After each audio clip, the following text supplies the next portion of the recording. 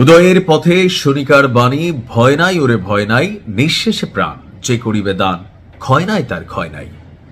বাঁচলে গাজী আর মরলে শহীদ, বাঁচলে ভূখণ্ড আমাদের, মরলে জান্নাত।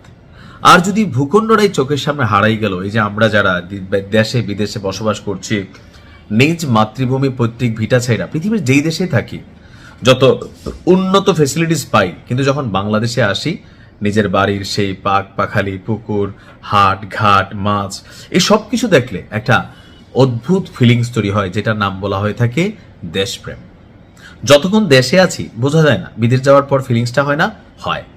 তো ইরানের জনগণের, বিশেষ করে যারা স্বাধীনতাকামী গোষ্ঠী, বিশেষ করে যারা পশ্চিমাদের বশ্যতা স্বীকার করতে রাজি না, বিশেষ করে যারা মনে করে যে 100 দিন শিয়ালের মতো বাইচা থাকা লাভ নাই, বাঘের মতন 3 দিন বাঁচবো বা সিংহের মতন 5 দিন বাঁচবো, তারা এটা কোনোভাবে মেনে নিতে পারতেছে না যে এই লড়াইটা যদি হাইরা যায় পরিণতি কি হবে, একদম বাদ, একদম শেষ।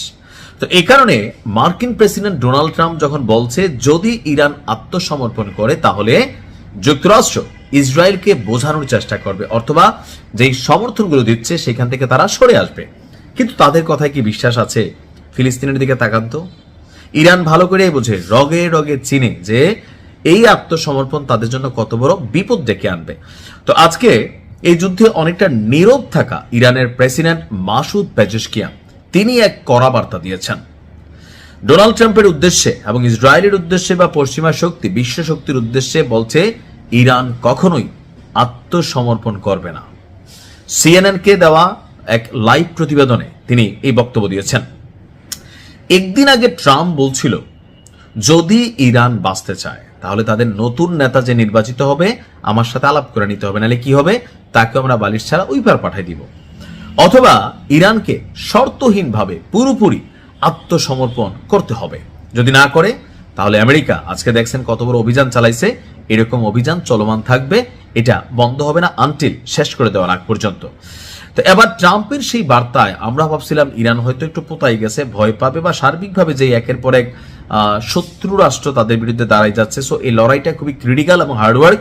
সো ইরান সম্ভবত কূটনৈতিক চ্যানেলে কিছু শর্ত প্লাস মাইনাস করে, আমার ধারণা ছিল হয়তো মানলেও মানতে পারে, কিন্তু আমাদের সবাইকে অবাক করে দিয়ে ইরানের যিনি প্রেসিডেন্ট আছেন মাসুদ পেজেশকিয়ান, তিনি বলছেন যে তারা আমাদের নিঃশর্ত আত্মসমর্পণের স্বপ্নকে কবরে নিয়ে যাবে। ভাষাটা বোঝেন নাই? যদি আত্মসমর্পণ করে প্রত্যেককেই শেষ করে দেওয়া হবে। তো এই আত্মসমর্পণের লাভ কি? এই রাষ্ট্রটা যেটার জন্য এত জীবন দিলাম, লড়াই করলাম, তাহলে সেই রাষ্ট্রটাই হাতছাড়া হয়ে যাবে। সো বার্তা হচ্ছে যে আপনার খেলা চলবে, ইরান ততক্ষণ পর্যন্ত আপনার থামবে না যতক্ষণ পর্যন্ত শত্রুরা দুর্বল না হয়। তো এর মাঝখানে আপনার ওনার বক্তব্যের প্রেক্ষিতে যুক্তরাষ্ট্রের অর্থমন্ত্রী যে আছে স্কট বেইজেন্ট, সে আবার বলছে ইরানের উপর আমাদের বৃহত্তর বোমা বর্ষণ কর্মসূচি পরিচালিত হবে। আর এগুলা কোথায় টার্গেট হচ্ছে? ইরানের ক্ষেপণাস্ত্র উৎপাদন কেন্দ্র, ক্ষেপণাস্ত্র তৈরির কারখানা। তো এগুলাকে আসলে আপনার সাইজ করা হবে। এত কিছু জানার পরেও ইরান বলছে করলে করো, আমরা থামবো না। এই যুদ্ধ যদি আমাদের উপর হামলা বন্ধ না হয় তাহলে আমরা হামলা বন্ধ করবো না, লড়াই চালিয়ে যাব, চাহে কুছ ভি হোক। আল্লাহ ইরানকে জজবা দান করুক, ফতেহ দান করুক। আসসালামু আলাইকুম।